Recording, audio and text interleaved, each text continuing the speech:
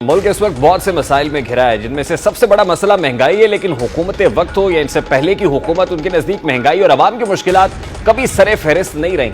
आवाम को रोज किसी न किसी सियासी इशू, बयानबाजी के पीछे लगाकर जो हकीकी मसाइल है उनसे सरफे नजर किया जाता है और यह सिलसिला मुस्तकिल बुनियादों से जारी है।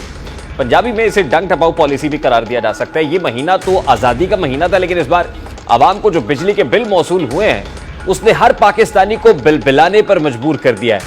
आम आदमी बिल अदा करने के लिए अपनी आजादी तो क्या, अपना मालो बता भी गिरवी रखने पर मजबूर हो चुका है ताकि वो हुकूमत की अयाशियों का सामान कर सके। इस बार वसूल होने वाले बिजली के बिलों पर नजर डालें तो ये देखकर कयामत टूट पड़ती है कि इस बिल में इसकी इस्तेमालशुदा बिजली की कीमत से ज्यादा रकम टैक्सेस की मद में लिए जा रहे हैं। ऐसे टैक्सेस बिजली के बिलों के जरिए वसूल किए जा रहे हैं जिन्हें एक पढ़ा लिखा पाकिस्तानी भी समझने से कासिर है कि ये टैक्सेस किस मद में लिए जा रहे हैं। पढ़ और नीम खानदा तबका तो बिल की रकम देखकर ही औसान खता करा बैठता है। अगस्त में मौसूल होने वाले बिजली के बिलों में शामिल टैक्सेस की बात करते हैं तो इसमें 13 किस्म के टैक्सेस हैं। पहली किस्म के टैक्स बिजली की कीमत पर जनरल सेल्स टैक्स यानी जीएसटी की मद में। दूसरी किस्म का टैक्स फ्यूल प्राइस एडजस्टमेंट पर जीएसटी टैक्स की सूरत में वसूल किया जा रहा है। तीसरी किस्म का टैक्स फ्यूल प्राइस एडजस्टमेंट पर इलेक्ट्रिसिटी ड्यूटी, ईडी के नाम से जो बिजली के अंदर लिखी हुई है, ये फ्यूल प्राइस एडजस्टमेंट के ऊपर इलेक्ट्रिसिटी ड्यूटी जो है वसूल की जा रही है। इसी तरह चौथा टैक्स जो बिल्स में वसूल किया जा रहा है वो फ्यूल प्राइस एडजस्टमेंट पर वेरिएशन नामी टैक्स है। इसी तरह बिजली के बिल्स पर मजीद नजर दौड़ाए तो मालूम होगा कि एक पांचवा टैक्स है जो बिजली के इस्तेमाल शुदा यूनिट्स की कीमत पर इलेक्ट्रिसिटी ड्यूटी की मद में वसूल किया जा रहा है। फिर छठा एक टैक्स हम टेलीविजन फीस की सूरत में अदा कर रहे हैं। पीटीवी का टैक्स भी बिजली के बिल में वसूल हो रहा है। सातवां टैक्स जो बिल्स में शामिल है वो क्वार्टरली एडजस्टमेंट चार्जेस है। आठवां टैक्स फाइनेंशियल कॉस्ट चार्जेस नामी टैक्स है। 9वें नंबर पर एक्स्ट्रा टैक्स चार्जेस आते हैं। 10वें नंबर पर जो मजीद टैक्सेस हैं वो टैक्स चार्जेस की शक्ल में वसूल किए जा रहे हैं। फर्दर टैक्सेस और फर्दर नामी टैक्स वो है जिसकी समझ आज तक किसी पाकिस्तानी को नहीं आ सकी कि फर्दर टैक्सेस कौन से हैं। इसी तरह 11वां टैक्स जो बिल्स में शामिल है वो विदहोल्डिंग टैक्स है। 11वें नंबर पर हमें मीटर रेंट भी अदा करना है, जबकि मीटर की पूरी कीमत सार्फिन बिजली के हुसूल के वक्त भी अदा कर चुके हैं। इसके बावजूद भी माहाना बुनियादों पर इसका रेंट, जो मीटर का रेंट है, वो वसूल किया जा रहा है। मतलब एक चीज मुकम्मल तौर पर खरीदने के बावजूद भी इसे किराए पर दी गई चीज बताया जा रहा है। इसी तरह 13वीं किस्म का टैक्स इनकम टैक्स की सूरत में सार्फिन को अदा करना होता है। इन भारी भरकम टैक्सेस के बाद बिजली की असल कीमत तो सारिफीन को अदा करनी ही है, यानी जो असल बिजली की कीमत है वो अलग है, टैक्सेस अलग से हैं। इन टैक्सेस और बिजली की असल कीमत को मिलाया जाए तो इंकशाफ होता है कि सिर्फ 100 यूनिट बिजली का बिल 2472 रुपए बनता है।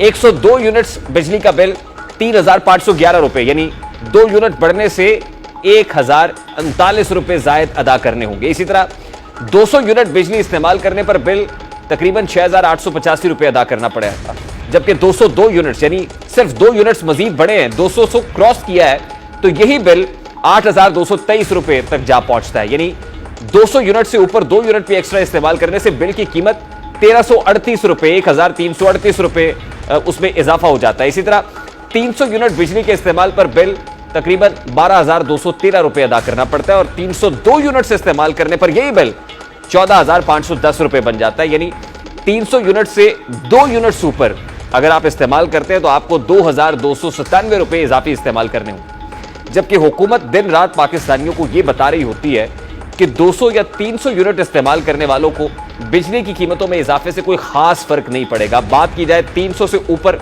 यानी 400 यूनिट इस्तेमाल करने वालों के बारे में तो मालूम होता है कि 400 यूनिट्स के इस्तेमाल पर बिल 19,218 रुपए का अदा करना होगा और 402 यूनिट्स इस्तेमाल करने पर यह बिल 20,000 यानी 19,000 से क्रॉस करेगा, 20,032 रुपए, 2,032 रुपए के इजाफे के साथ तकरीबन 21,250 रुपए हो जाएगा।